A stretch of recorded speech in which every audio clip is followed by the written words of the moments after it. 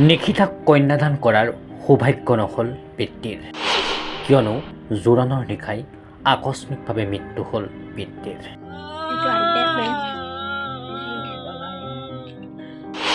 ৰভাতলিৰ কলগছৰ তলত পৰি ৰৈছে পিতৃৰ নিথৰ দেহ। নিশিতাৰ বিয়াৰ দিনা উৰুলিৰ পৰিৱৰ্তে চোতালত কান্দোনৰ ৰোল।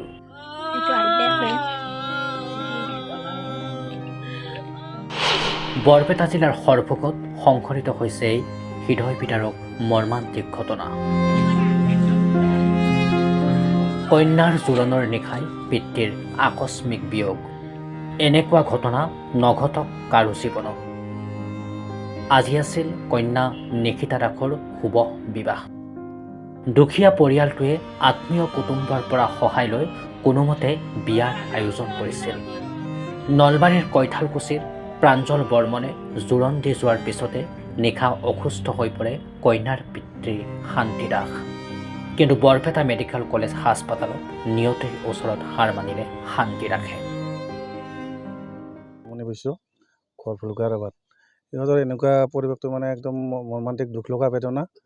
তাৰমানে এই গৰীব পৰিয়ালটোৱে কিবা কিবিকৈ মানুহৰ পৰা তোলাতুলিকৈ বিয়াখন জজা হৈছিল। তাৰ ফলত খালি সন্ধিয়াৰ ভাগত এনেকুৱা হৈছে আকস্মিকভাৱে। আমাৰ এই যিটো আমাৰ 30 বেড সন্তৈলাৰ তাত নিয়া হৈছিল, পেচাবটো ব্লক হৈ গৈছিল কইনাৰ পিতৃ। তাৰপিছত শান্তি দাস, কিন্তু এতিয়া মেডিকেলত নিয়াৰ পিছত পেচাবটো ইয়াত কৰিব নোৱাৰিলে, তাৰপিছত ৰেফাৰ কৰিলে বৰপেটা ফকৰুদ্দিন মেডিকেল কলেজলৈ। জোৰণটো হৈ গৈছে কালি। আজি পুৱা নিশিতাৰ বিবাহৰ ৰভাস্থলীত আয়তীৰ উৰুলিৰ পৰিৱৰ্তে কান্দোনৰ ৰোল। এক বুজাব নোৱাৰা মৰ্মান্তিক ঘটনা। দৰাঘৰে কন্যাক জোৰণ দিয়া সেই স্থানতে কইনাৰ পিতৃৰ নিথৰ দেহ। ইপিনে কৈঠালকুছিৰ প্ৰাঞ্জল বৰ্মনৰ বাসগৃহত কাইলৈ বিবাহৰ অভ্যৰ্থনা অনুষ্ঠান। দৰা প্ৰাঞ্জল বৰ্মনৰ আত্মীয় লোক কইনা ঘৰত উপস্থিত হৈ নিশিতা দাসক কইনাৰ সাজেৰে প্ৰাঞ্জল বৰ্মনৰ ঘৰলৈ আদৰি লৈ যোৱা হয়। কৈঠালকুছিৰ পৰা, নলবাৰী জিলাৰ কৈঠালকুছিৰ পৰা আহিছোঁ।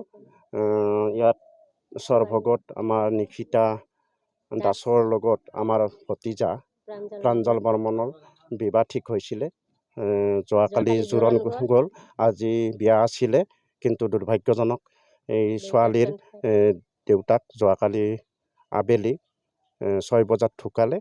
গতিকে বিভিন্ন মানুহে বিভিন্ন ধৰণৰ উপদেশ আগবঢ়াইছে, কিন্তু আমি এটা বস্তুৱে আমি আগত লক্ষ্য ৰাখিছোঁ, যাতে ল'ৰা কইনাৰ নাইবা ছোৱালীটোৰ ভৱিষ্যতটো ল'ৰাৰ ভৱিষ্যত চাই বিবাহখন সুকলমে হৈ যায়। তাৰ কাৰণে আমি এই ছোৱালীৰ ঘৰ ছোৱালীজনীক নি আমি আমাৰ তাতে বিয়া ব্যৱস্থা কৰিছোঁ।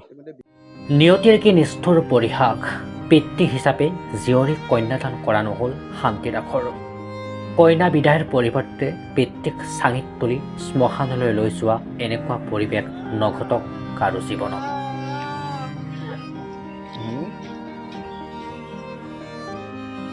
কলগাছিৰ পৰা ৰকিবুল হাছানৰ ৰিপৰ্ট, নেশ্যন এনি।